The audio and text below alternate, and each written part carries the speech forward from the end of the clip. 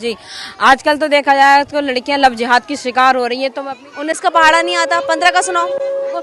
ये सिर्फ एक हवस का शिकार हो रही है। ए प्लस बी का whole square A square plus B square plus 2ab। तो उस समय मेरे पास प्रैक्टिकल के लिए पैसे सबमिट नहीं कर पाई थी स्कूल में। मुख्यमंत्री का नाम क्या है हमारे उत्तर प्रदेश के? जब से ज्योति दीदी ने सरकारी स्कूल में छापा मरवाया था। बेतरी विधानसभा के डॉक्टर राघवेंद्र शर्मा जी भी हैं, उन्होंने हमारा सहयोग किया है। तो शिक्षा आज के वक्त में बहुत ज़रूरी है। अगर शिक्षा बेहतर नहीं है तो आपका आने वाला भविष्य भी बेहतर नहीं है। नमस्कार, मैं हूँ रश्मि सक्सेना और आप देख रहे हैं खबरी दुनिया। आज हम आपको मिलवाने जा रहे हैं ज्योति ठाकुर नाम की एक ऐसी लड़की से जिसकी पढ़ाई आर्थिक तंगी की वजह से छूट गई। जी हाँ, लेकिन उसने अपनी इस कमज़ोरी को अपना हथियार बनाया और साथ ही साथ ऐसे बहुत से बच्चे जिनको पढ़ाई की सख्त आवश्यकता है, जो पढ़ाई करना चाहते हैं, उनके लिए एक मिसाल बनी है। उनको पढ़ाती हैं, वो भी निःशुल्क। तो आइए बात करते हैं उनसे और जानते हैं उनके बारे में, और साथ ही साथ जो निःशुल्क शिक्षा वो दे रही हैं अपनी संस्था द्वारा, उसके बारे में जानते हैं। तो आइए बातचीत करते हैं उनसे। हमारे साथ मौजूद है ज्योति, आइए बात करते हैं उनसे। नमस्कार मैम। जी धन्यवाद। नमस्कार जी। मैम, सबसे पहले तो मैं आपसे जानना चाहूँगी कि कैसी हैं आप? मैं बढ़िया हूँ, आप कैसे हैं आप सब? मैं भी बहुत बढ़िया हूँ मैम, जैसे कि आप जो संस्था चला रहे हैं, इस संस्था को चलाने के लिए आपको प्रेरणा कहाँ से मिली? ये प्रेरणा मुझे खुद से ही मिली, क्योंकि मैं भी एक मध्यम परिवार से हूँ और अपने जब करेली गांव में मैंने देखा कि यहाँ काफ़ी गरीब बच्चे हैं और उनके लिए क्यों नहीं अपना निःशुल्क शिक्षा केंद्र खोला जाए, ताकि देखो अमीरों के लिए तो दुनिया काम करती है, गरीब लोगों के लिए कोई काम नहीं करता है। तो मेरे मन में ये विचार आया क्यों ना हर गरीब के बच्चा मैं शिक्षित करूँ। तो आप जो बच्चों को निःशुल्क शिक्षा देती हैं, तो ये जैसे कि जो बच्चे आपके यहाँ पढ़ने आते हैं, तो ये केवल गरीब परिवार से ही है या कुछ और बच्चे भी? सब मजदूर परिवार से ही हैं। सब मजदूर परिवार से बच्चे हैं? जी। अच्छा, जैसे कि आपने बताया कि गरीब बच्चों को आप पढ़ाते हो, तो जो बच्चे आपके पढ़ने आते हैं, क्या वो सरकारी स्कूल में भी पढ़ते हैं या फिर आपके पास ही कुछ ऐसे बच्चे भी होंगे जो कहीं नहीं पढ़ते होंगे?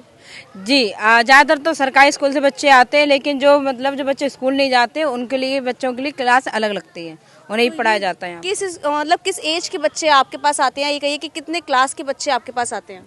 फर्स्ट से लेकर 8 तक के बच्चे आते हैं और एज भाई 4 साल से 15 साल तक बच्चे का। तो बच्चे अगर आपके पास आते हैं तो वो सरकारी स्कूल में क्यों नहीं जाते पढ़ने? सरकारी स्कूल में बच्चे जाते हैं, लेकिन ये कोचिंग की तरह संस्था चलती है। जब स्कूल की छुट्टी हो जाती है, जैसे अगर ठंडों में बच्चों की छुट्टी हो जाती है 3 बजे, तो हमारी संस्था 4 बजे से बच्चों को पढ़ाती है, और गर्मियों में 1 बजे छुट्टी हो जाती है, तो यहाँ 2-2:30 बजे से स्टार्ट हो जाती है पढ़ाना। अच्छा, आप उन्हें जो एजुकेशन देते हो, क्या उस तरह की एजुकेशन उन्हें सरकारी स्कूल में मिलती है? ऐसा आपको पर्सनल पूछ रही हूँ। सरकारी स्कूल में देखा जाए तो जहाँ तक हम लोगों ने 3 गांव कवर किए हैं, इटौआ, सुखदेवपुर और करगैना और करेली, यहाँ तक तो अब तक देखा गया है तो यहाँ पर सरकारी स्कूल में पढ़ाई बिल्कुल कुछ नहीं है। टीचरें आते हैं और बैठे जाते हैं, मीटिंग वूटिंग होती है उन लोग की, लेकिन पढ़ाई को देखा गया है काफ़ी लोग वहाँ की शिकायतें भी पहुँची हैं कि यहाँ पर बच्चों के साथ भविष्य के साथ खेला जा रहा है। अगर बच्चों को अगर शिक्षा अच्छी मिलती है सरकारी स्कूल में, तो हमारा बच्चा प्राइवेट में क्यों जाता, हमारी संस्था में क्यों आता? अच्छा, आप जो बच्चों को पढ़ाते हो, जैसे कि बहुत से बच्चे आते हैं जिनके पास किताबें नहीं होती कभी कभी, या पेन पेंसिल सुविधाएं नहीं होती, तो उनकी व्यवस्था भी आप करके देते हो? व्यवस्था नहीं, हमारे साथ बरेली की समस्त समाज सेवा जितने करते हैं, समस्त टीम हमारे साथ जुड़ी हुई है। जब अगर हमें बच्चों के लिए कॉपी किताबों का कहना होता है, तो हमें एक FB पे सूचना अपडेट करनी होती है, हमारे पास बच्चों के लिए कॉपी किताबों का आ जाता है। अच्छा, मैंने देखा आपकी FB पोस्ट से याद आया मुझे, मैंने एक पोस्ट देखी थी आपकी जिसमें कुछ लोग डोनेशंस आपको दे रहे हैं, ऑनलाइन ट्रांजेक्शन। तो अभी तो आपने बोला वो सेवा पहुंचाते हैं केवल, तो ये कैश का क्या? कैश का ये है कि हमने ज़मीन ली है 100 गज करेली में, तो हमें ज़मीन मिली है 3 लाख रुपए की। तो जितने बरेली के समाज सेवी हैं और हमारे बेतरी विधानसभा के डॉक्टर राघवेंद्र शर्मा जी भी हैं, उन्होंने हमारा सहयोग किया है। तो जिससे जो बनता है 500 रुपये हुआ, 1000 रुपये हुआ, वो हमारे अकाउंट में ट्रांसफर हो जाता है। जमीन आपने ली है, वो जमीन आप, क्योंकि आप संचालिका है तो वो आप ही के नाम पे होगी? जी। तो अब आप उस जमीन पर क्या करना चाहती हैं? उस जमीन पर बच्चों के लिए अपना एक स्कूल खोलूंगी, जिसमें बच्चे जैसे 15-18 से निःशुल्क पढ़ रहे हैं और आगे भी बच्चे निःशुल्क पढ़ते रहेंगे। अच्छा, जो बच्चे आपके यहाँ पढ़ते हैं और अगर स्कूल नहीं जा पाते हैं, तो उनके पेरेंट्स को आप कन्विंस करती है कि वो उन्हें स्कूल भेजें? हाँ, मेरा हमेशा बच्चों के लिए यही प्रेरणा रहती है कि बच्चे पढ़ने जाएं, स्कूल जाएं, और उनके माता पिता से मीटिंग भी करती हूँ मैं, जाके घर पे भी समझाती हूँ कि अपने बच्चों को पढ़ाओ, क्योंकि आज के समय में शिक्षा बहुत बहुत महत्वपूर्ण है। और बच्चों से मैं यही कहना चाहूँगी कि बच्चे हमारे आने वाला भविष्य है हमारे देश के, और बच्चे पढ़े लिखें और आगे अपना देश का नाम रोशन करें। जैसे कि आपकी एज भी बहुत ज़्यादा नहीं है जी, तो आपने अभी तक क्या कर रखा है? मेरा ग्रेजुएशन कंप्लीट हो गया। अच्छा, मैंने सुना था कि आपने पढ़ाई की, जैसे कि आपने कोई एडमिशन लिया, फीस नहीं हो पाई पूरी, तो आपने वो पढ़ाई छोड़ दी बीच में। जी, मैंने महिला साक्षरता स्वरूप में अपना बीए में एडमिशन लिया था, तो उस समय मेरे पास प्रैक्टिकल के लिए पैसे सबमिट नहीं कर पाई थी स्कूल में, तो मुझे 1 साल का खाली बीए किया, बस उसे छोड़ दिया मैंने। फिर मैंने एक प्राइवेट स्कूल में एक जॉब की थी, और वहाँ से जब जो भी मिलता था, मैं अपनी फीस को सबमिट करके मैंने RVMI कॉलेज में अपना एडमिशन कराया BSc में। अच्छा, अब आप पढ़ाई में आगे और क्या करना चाहती हैं? मैं बीएड करना चाहती हूँ। बीएड करना जी। चाहती हैं आप? अच्छा, जैसे कि आप अकेले पढ़ाते हो या आपके साथ और भी लोग जो पढ़ाते हैं? नहीं, हमारे साथ 3-4 लोग और भी हैं। अकेले तो बच्चों को संभालना बहुत मुश्किल होता है, लेकिन जब मैंने अपनी शुरुआत की तो मैंने खुद से ही की थी, अपने ही मेरा एक लक्ष्य यही था कि मैं गरीब के हर बच्चे को शिक्षित करूँगी। अच्छा, जैसे कि आप संस्था चलाती हैं, आप तो निःशुल्क चलाती हैं, लेकिन कुछ ऐसी सुविधाएं जो आप बच्चों को देना चाहती हैं, तो क्या गवर्नमेंट से आपको कोई फंड या कोई मदद मिलती है? अगर देखा जाए तो ये हमारी संस्था रजिस्टर्ड भी नहीं है। अगर हमारी संस्था रजिस्टर्ड होती तो हमारे साथ बरेली का कोई भी समाज सेवी हमारे साथ नहीं जुड़ा होता, क्योंकि वो ये कहते हैं कि आपके पास फंडिंग आती तो हम आपके साथ क्या करें। लेकिन हमारी कोई संस्था कोई रजिस्टर्ड भी नहीं है, और केवल हमारी स्वयं की इच्छा से है ये। स्वयं की इच्छा से आप इसे चला रही हैं। अच्छा, ऐसे कोई डिजेबल बच्चे भी हैं जो आपके पास पढ़ने आते हैं? जी, कुछ बच्चे आते हैं मेरे पास जो डिजेबल है और जो स्कूल में नहीं जाते हैं क्या? जी, स्कूल में नहीं जाते और आपके पास पढ़ने आते हैं? जी, मेरे पास आते हैं कुछ बच्चे, छोटे छोटे बच्चे हैं अभी। छोटे छोटे बच्चे हैं, तो आपने उनके पेरेंट्स को कन्विंस नहीं किया कि वो अपने बच्चों का एटलीस्ट एडमिशन तो कराएं? लेकिन अभी बच्चों की थोड़ी एज भी नहीं है, और बच्चे थोड़ा बैठना सीख जाएं तो तब बच्चों का एडमिशन हो। डिसेबल बच्चे मतलब जो शारीरिक तरीके से या मानसिक रूप से थोड़े दिक्कत? हाँ, उनका मैंने एक का एडमिशन कराया है मैंने, राधा का, और वो बच्ची मुकबदिर थी, लेकिन मैंने उसमें वहाँ पर कराया था उसका एडमिशन चौपले स्पेशल स्कूल। जी, हाँ, जो स्पेशल जो स्कूल होते हैं वहाँ पर मैंने कराया था बच्चों के लिए। और अभी तो इस टाइम के अभी एक ही बच्चा आया, वो आया नहीं, चुकी हूँ राधा का। अच्छा, इसके अलावा आप कितने और बच्चों के एडमिशन्स करवा चुकी हैं स्कूल में? बाकी जो शारीरिक से उससे रूप से वो कमजोर है, बिल्कुल ओवरऑल जो बिल्कुल ठीक है, ओवरऑल में बच्चों का करा चुकी 15 बच्चों का। 15 बच्चों का आप एडमिशन करवा चुके हैं।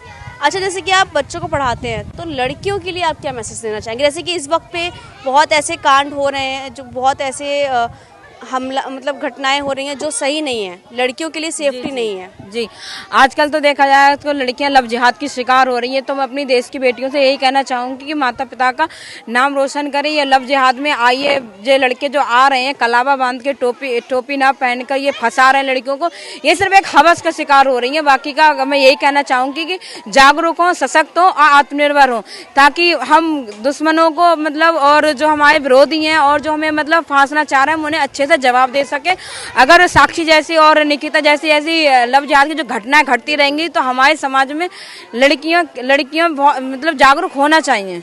अच्छा, आप अपनी संस्था को और आगे कहाँ तक लेके जाना चाहती, कहाँ तक उसे देखती हैं? मैं बहुत ऊंचे लेवल तक बच्चों को ले जाना चाह रही हूँ। मैं चाहती हूँ कि इसमें से बच्चा कोई नेता ना निकले, मेरे यहाँ के बच्चे पढ़ाए कोई नेता ना निकले, डॉक्टर निकले, IAS निकले, PCS निकले, और डॉक्टर होके कम से कम गरीब लोगों की मदद तो करेंगे, मेरा सहारा, मेरा नाम लेंगे बच्चे और नाम रोशन करेंगे। लेकिन बस बच्चों का मेरा एक ही मोटिवेट करती हूँ, बच्चों को कोई नेता ना बनेगा यहाँ का बच्चा। और हमारे बेतरी विधानसभा के डॉक्टर राघवेंद्र शर्मा जी भी हैं, उन्होंने हमारा सहयोग किया है, तो जिससे जो नेता अच्छा नहीं। जी, नेता अच्छा नहीं है। नेता देखा जाए तो देश को लूटता है, और देखा जाए तो यहाँ से कितने नेता ऐसे गुजरते हैं जो काली गाड़ियों से शीशे लेके निकलते हैं, और देखना चाहें तो कभी बच्चों से मिलना चाहें कोई नहीं आता है। बस सब ऊंचे पद पे अगर पहुंच जाते हैं, वोट लेके पहुंच जाते हैं, और ये भूल जाते हैं कि जनता ही उन्हें बनाने वाली है, जनता ही उन्हें गिराने वाली है।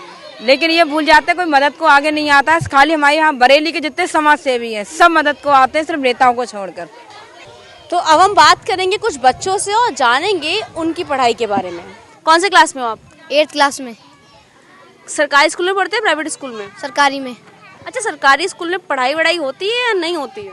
नहीं होती है, कुछ पढ़ाते भी हैं टीचर, कुछ पढ़ाते भी नहीं सही से। सही से नहीं पढ़ाते हैं। हाँ।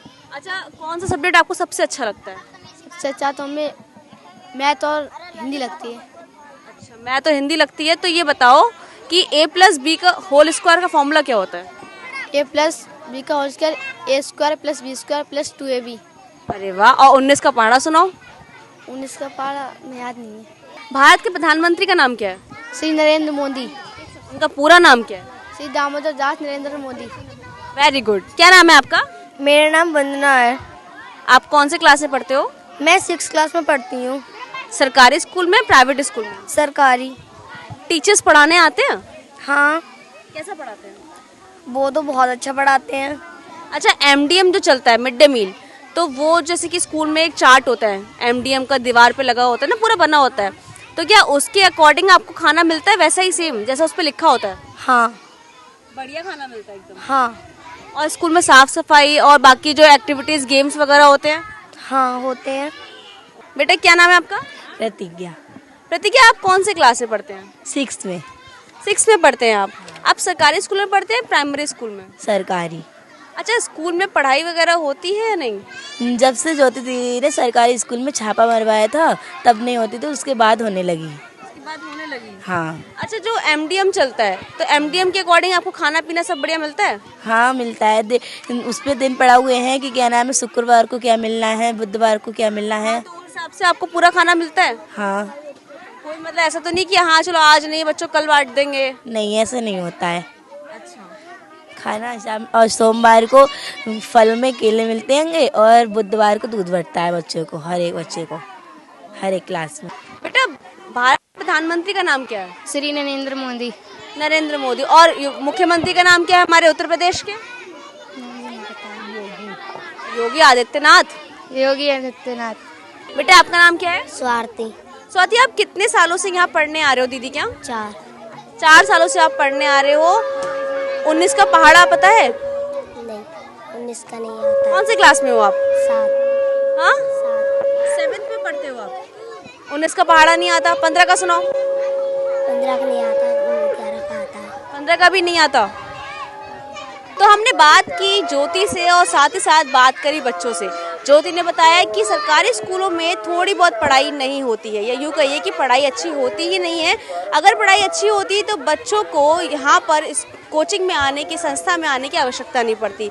साथ ही साथ वो चाहती हैं कि वो अपनी संस्था को आगे लेकर जाएं। बहुत जल्द वो एक स्कूल भी खोलना चाहती हैं बच्चों की पढ़ाई के लिए, बेहतर शिक्षा के लिए। और साथ ही साथ बच्चों ने भी यही बताया कि कहीं ना कहीं स्कूलों में अब पढ़ाई और बेहतर थोड़ी हो गई है, पर बहुत बेहतर नहीं हुई है। साथ ही साथ ऐसी खबरों के लिए जुड़े रहिए हमारे साथ, तो देखते रहिए खबरी दुनिया।